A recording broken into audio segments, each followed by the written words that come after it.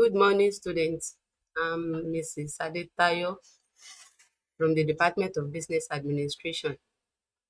So we are still on ENT 211, that is Entrepreneurship and Innovation. And we are on lecture 5.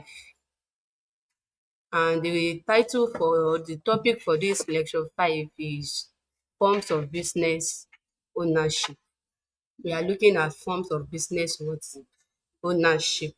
The first thing here is for us to, I believe you know what business means. If you are asked to define what business is, we have different definition depending on individual perspective, depending on individual understanding about what business is. We can still refer to business as an activity that is performed by an individual on daily basis in order to earn a living and to also make a profit, and that is most important in every business activities. It is to make profit and to earn a living. We can also refer to it as a sum total of activities that deals with buying and selling of goods and services, and also to contribute to the economic growth and development. So looking at these forms of business ownership, as a student, you might have the decision, you might have made up your mind that whenever you finish from school, after your graduation, you want to become an entrepreneur, or you want to have your own business, you want to become your own boss. You don't want to work under someone, you don't want to have a white collar job, and at the same time you can still have this white collar job and at the same time still continue to have your own business and still be your own boss, where you put someone in charge of that business. So the decision is for individual, whether you want to become an entrepreneur or you want to have a white collar job and work under someone else, or you want to become your own boss. So looking at these forms of business ownership, we have different forms, the different types of business ownership. In case you want to start a business of your own, we have different types or different forms that you can take, the different decisions that you can take, whether you want to join someone in establishing a business, or you want to be your own boss, you want to be the manager of that your business. Are you getting it? So this business ownership, what do we mean by this business ownership? We can refer to it as a legal structure under which a business can be organized. That is, a business that is legally binded, a business that is legally binded by law, or a business that has been registered by law. In order, when a business is being registered, that means all other activities that are involved as a corporate, you have to be the business have to be engaged in it, like paying of tax and the like. So when a business is legally binded, that is the business ownership. It refers to what a different legal structure under which a business can be organized, and each forms also have its own characteristics. The form we are talking about, each forms of this business ownership, they have their own unique characteristics, they have their own advantage and also disadvantages. So these forms of business ownership, it depends on factors that the nature of that business is all about, or the availability of resources, the risk that is involved, and also the long-term goals that individually that you have in starting that business. When you want to start a business, you have a plan, you have your schedule, you have your feasibility study report and the likes. So all this, you have to put them into consideration. That's why they say each businesses have its own unique characteristics and also the advantages and disadvantages depending on what you want as an individual. Under these forms of I have 4 or 5 forms of business ownership that we are going to talk about in this lecture 5. And the first one here we talk about sole proprietorship. When you are talking about a sole proprietorship, you are talking about an individual, a person, an individual business that is owned by an individual, operate, coordinate and managed by one person. So a business owned and operated by one individual is what we refer to as what? A sole proprietorship. And this type of business is common among among individual. Even as a student, you might still have your own business that you are running, that is bringing in day to day, giving a day to day activities. As a student, you might have your own business as well. If you are good at hair making, by the time you move around with your colleagues, people around where you stay, you make their hair for them, they pay you. It's part of this business that we are talking about, and we can still refer to it as what? A sole proprietorship, because it is owned by you, it is managed, controlled by only you and only you alone. And this type of business is also common in our looking at it from our Nigeria environment, looking at it from the Nigerian context. It is very common. And who do we refer to as a proprietor? The individual. The owner of that business is who we refer to as what?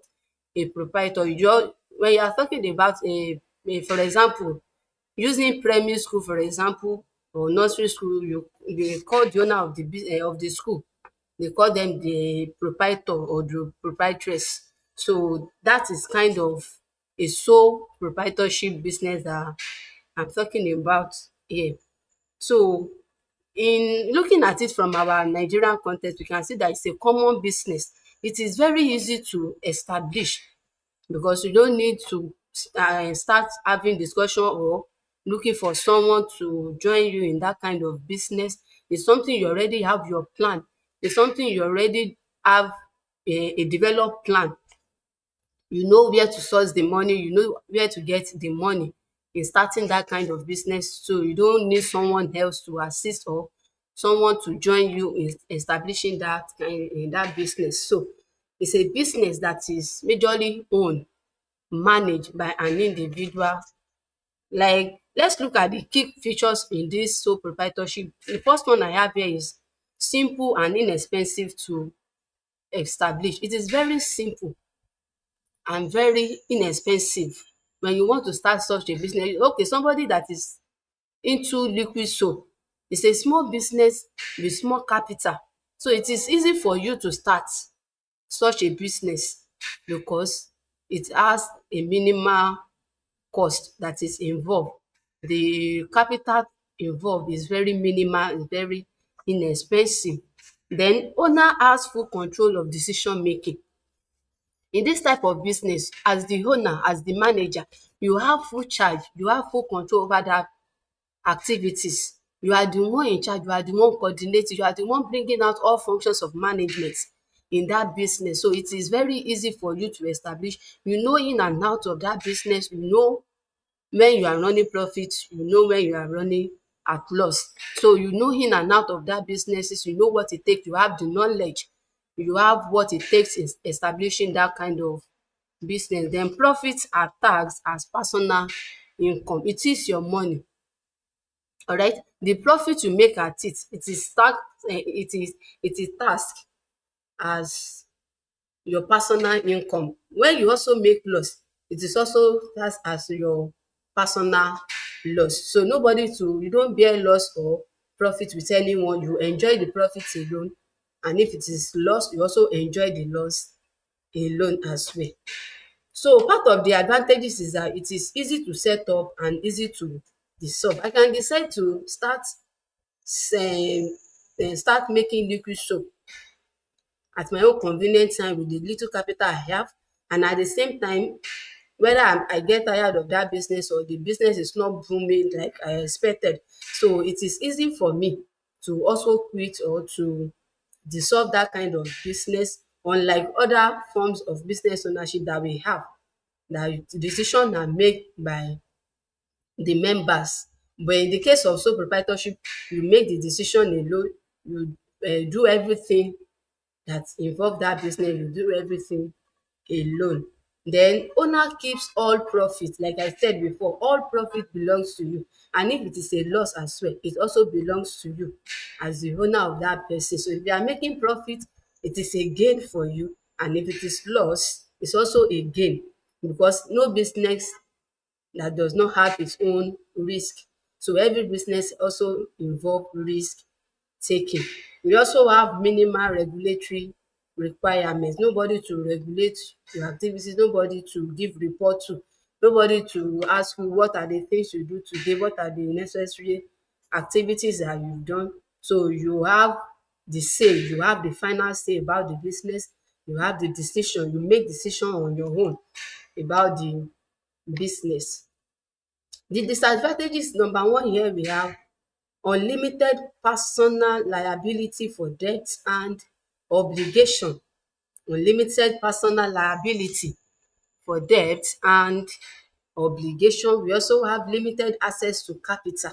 You know, sole proprietorship, you have limited access to capital. It is what you have that you use, or maybe from your savings, what you are able to gather is what you use for that business. So there is no point of you saying you want to go out there, you want to go out. Although you can get, we have something on source of income, how you can generate money in establishing your business. But in the case of sole proprietorship, there are limited access to capital that you can use in starting such a business. Then business continuity depends on the owner's lifespan. The continuity of that business depends on the owner's what? Lifespan. It depends on the individual engagement. It depends on when you are still alive, then the business will still continue to grow. But the death of the person will also bring an end to that type of business. That is about the sole proprietorship. The second one here we have partnership. Even from the word partner, that means it involve two or more people. E do what? It involve two or more people, partners. So that means we are not the only one running the affairs of the business. We are not the only one in that business taking decision alone, but you have group of people coming together, group of people that have the same goals, that have the same mindset in starting that business. It's not just about bringing two or more people together to start a business, but those people must have the same common goals, the same objective that they want to achieve. Alright, so partnership has to do with what? A business owned by two or more individuals who share profits, losses and decision making. That is why I said in the case of partnership here, you don't take decision alone, like the case of sole proprietorship. Here you take decision as a group. You take decision as what? As a group, not by an individual, because every decision taking is approved by the same set of people, or by that group of people. So a partnership is attractive to small businessmen who wish to put their limited resources together to form a common purpose. Alright, what that mean is that it is attractive to a small business men, or to a group of people who have the same common goals. They have the same objective, they have the same vision, they have the same mission, they know what they want to achieve. Not that A will be saying this is what I want, and B will be saying no, don't let us go that way, this is what I also want. But in the case of partnership, everyone have the same goals, everyone have the same objective that we want to achieve, and people jointly own the business on an agreement. Whatever decision they are making is on agreement. That is why we say they are group of people, two or more people coming together with the same vision, mission, goals and objective, taking decision together in establishing a business. So in this case, the other one, the sole proprietorship is managed, owned and controlled by a single person. But under this partnership, it is owned, managed and controlled by group of people. Are you getting it? So we also have what we call a partnership agreement, and in this case of partnership agreement, the name of the business, it must be agreed by those group of people, the kind of name you want to give your business, maybe Tolu and Taiwo company, or Titi and Adebimpe limited. So there must be a name given to that business. Then the location of the business also. Where will the business be located? The environment. As a business oriented person, when you want to start a business, you also make sure that you put into consideration the location of that business, where the business will be established, because you can't isolate yourself to an environment where you don't have customer, or you will not be able to get the target customer that will be needed for your businesses. So you need to also determine the location of that business as a group. We also have the duration of agreement, the stimulation of the accounting system in any financial year. We have the provision for salary and withdrawals by partners, and also profit and loss sharing. That is very common in partnership businesses. You share profits based on ratio, depending on what you are contributing as an individual. If you contribute 30% of capital into such a business, that means your profit at the end will be based on that 30%. But coming together, pulling your resources together to achieve the same goal is what we refer to as what? As partnership. Let's look at the types of partnership that we have. We have the general partnership, and we also have the limited partnership. The general partnership is all partners who share equal responsibility and liability. They are one who has full powers of participation in the conduct of the partnership. Everything about the partnership is generalized. Everyone have a say, everyone take a decision, everyone provide a decision, or bring about innovation about the business, and also for the growth of that business. So everyone has a full powers of participation. No one is too small in that kind of business. Everyone, they see themselves as an equal person in that group of businesses, or in that group, in that kind of businesses. So a general partnership are partners who share equal responsibility and liability. They have full power of what? Of participation in conducting the partnership businesses. And we also have the limited partnership, and this is one who has contributed a certain sum of the partnership, but does not normally take any part in the management of the business. What this mean is that as a limited partnership, if you are a limited partner, that means you contributed, maybe in terms of the amount, in terms of capital, in starting that business, you contributed to that business, but you don't take part in any management of the business. Yours is just to come, what do they need? Okay, this is my own contribution. Okay, what is on ground? Okay, this is my what I have. But when it comes to decision making, when it comes to partner me, to management of that business, such person don't participate. That is what we have mean by this limited partnership. It also has its own advantages and also disadvantages, where we have under the advantages, share responsibilities and resources. They share responsibility and also share their resources, because they put their resources together to achieve the same common goal. So they share responsibility among themselves, and likewise their resources. More access to capital compared to that of sole proprietorship. They have more access, because that is why people said two heads are better than one. By the time by the time A source for an income, or source for a capital, B also source for another capital. By the time you put all those capital together, it brings about a large capital.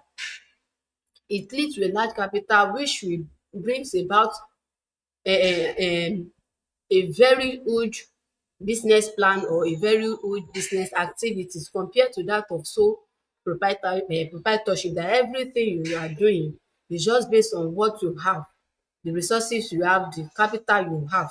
But in the case of partnership, you have more resources, you have more capital that is involved. Relatively simple to form as well. It is also relatively simple to form, just that you have to get people that you have the same goals, you have the same vision, the same objective. That is why it is relatively simple to also form as well. Then the disadvantages: it has unlimited liability for general partner, po ten tial for conflict between partners, and as well profit sharing may not always feel equitable. Profit sharing may not always feel equitable, and dis profit sharing may not always feel equitable means dat it depends on the contribution you are making. It depends on the capital you have in that business. So somebody that contribute 70% of the capital in starting such a business, and you contributed 20%, when it comes to profit sharing, you cannot have the same amount. So that is what it means by profit sharing may not always feel equitable. The number three here we have corporation, and this corporation means a separate legal entity that is owned by shareholders and managed by directors. A separate legal entity owned by shareholders and managed by director. What this corporation mean is that they are a legal entity, they are a separate legal entity similar to an individual. It means that corporation has to do with a business that is established maybe by an investors, by shareholders, by a group of shareholders. Are you getting it? So making which lead to forming of a company or a big company. So they are separate. The company is separated from the owner, from an individual. Are you getting it? It is separated from an individual. That's why we say it's a separate legal entity similar to an individual. The company can sue and be sued even if I am the owner of that business. So far it is a separate legal entity. It is different from me. The business or the company is different from me. So I can sue the company and the company can also sue the owner. A corporation is able to buy and sell property, sue and be sued, and also protect its owners from liability. Are you getting it? Also protect the owner from liability, and the owner are who we refer to as shareholders. The owners are who we refer to as what? Shareholders. That means they own a certain stock, they own a certain amount, a certain stock in that corporation. Are you getting it? So looking at the key features under this corporation: can raise capital by issuing of shares. They can raise capital by issuing of shares. That is why we call them a shareholders. Are you getting it? They have a stock. They can issue capital by shares. Then the owners, who we refer to as shareholders, have limited liability. They have limited liability. And we also have two types of corporation. We have the one we call C corporation, and we also have the one we call S corporation. The C and S identify the type of corporation and where it falls in the IRS tax code of corporation. The IRS means Internal Revenue Services. So this determine the type of corporation that we have, whether it's C corporation or S corporation. The C corporation is subjected to double taxation. It is subjected to double taxation, that is corporate and personal level. And in this case of C corporation, they must pay tax on its income. Tax must be paid on their incomes. But in the case of S corporation, they don't pay tax on their income. That is, they avoid double taxation. Income is passed through to shareholders. It is the shareholders that pay the income, unlike the case of C corporation, that the tax are paid based on the income generated. So let's look at their advantages as well. Number one is that limited liability protection. There is limited liability protection in this case of corporation, and also easier to raise large amount of capital, just like also just like the case of partnership. It is easier to raise large amount of capital depending on the caliber of shareholders you have, or depending on the caliber of individual shareholders that you have. Are you getting it? So we also have perpetual existence. The such business continue to be in an existence because the kind of people that you have as shareholders depend on the existence of that business. Then ability to buy and sell assets, ability to buy and sell their shares and the likes. S corporation has one tax level. Cash can be raised through sales of stock, just like I've said, and one or more or one or many owners. It's not about I am the owner, or we have one or many owners, and business is own legal entity. The business is separated from the owner. Then the disadvantages is that it is more complex and expensive to establish. When you say something is a group of shareholders, so it is more complex and also expensive to establish. Extensive regulatory and reporting requirements. You have to give report, you have to give regulatory activities on what is happening, on what you are doing, the activities that is involved. Then possible double taxation for C corporation. From their income they have to pay tax, unlike the case of S corporation, that income is passed through to shareholders, and they also avoid double taxation. That is number three. The first one I said, we have sole proprietorship. The second one, we have partnership. The third one, we have the corporation. And the fourth one here, we have limited liability companies. We have limited liability company. It's just um similar to that of corporation. But what we mean by this limited liability company is that the corporate form of business organization consists of an association of business person who have invested their money in a profit-making business, and they are known as stockholders. They are known as stockholder. So what dis limited liability company mean is that it's a hybrid structure combining the benefits of a corporation and a partnership. Are you getting it? So they are also referred to as corporation, but what they have is that they consist of association of business person, and they are referred to as stockholders. This could be a private, or it could be a private limited company, or a public limited company. It could be a private and it could be a public. So that is any company you see with LLC, it refers to as limited liability company. The name of the company contain the word limited liability company, and we also refers to it as LTD, that is limited liability company. And a limited liability company combines the tax and management benefit of a partnership and as well the limited liability of a corporation.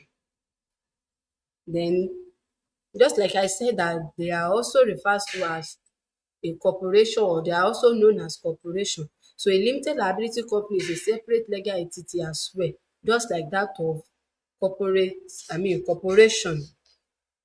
They are also capable of buying and selling of assets. They also have the ability to sue and be sued as well.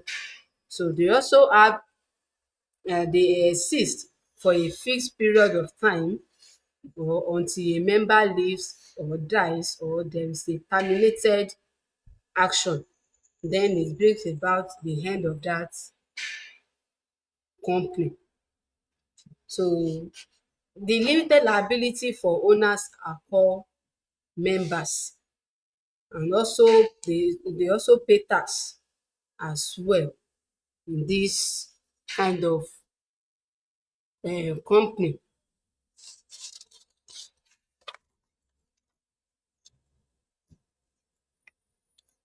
Just like the advantages and disadvantages of the corporation as well, it also applies to them that they have limited liability for members. They also avoid double taxation. They avoid what? Double taxation, and it is flexible management structure. We have the flexible management structure. And looking at the disadvantages as well, it is expensive when it comes to the establishment of this limited liability company. It's very expensive to establish compared to that of proprietorship and partnership. Den the rules and regulation vary by state or countries. The rules and regulation varies by state or country. The fifth forms of business ownership that we also have cooperative. We have cooperative, and you know what we mean by cooperative. It's an association of people coming together to assist, to help members in terms of their businesses, to which brings about the growth of businesses and also development of the businesses. So a business owned and operated by group of individuals for their mutual benefits. The essence of this is for mutual benefit, just to assist members. You have different kind of people, different business owners in that kind of association. You have people who are a teacher, you have someone who is selling goods in a market, you have someone who is a tailor and a fashion designer and the likes. So all these people come together to form this association, which we refer to as cooperative. The essence of this is for mutual benefit, to assist one another to expand their businesses, most especially when it comes to financial assistance. So, and in this case also, or in dis forms of business ownership, that is the cooperative, each member hold one share in the society, and they all have equal voice. Alright, they have equal voice, everyone have a say. They take decisions together. They even do things by voting. Are you getting it? They work hand in hand in managing the affairs of that business, of that society. So, and they are also referred to as multipurpose. This cooperative society is also referred to as what?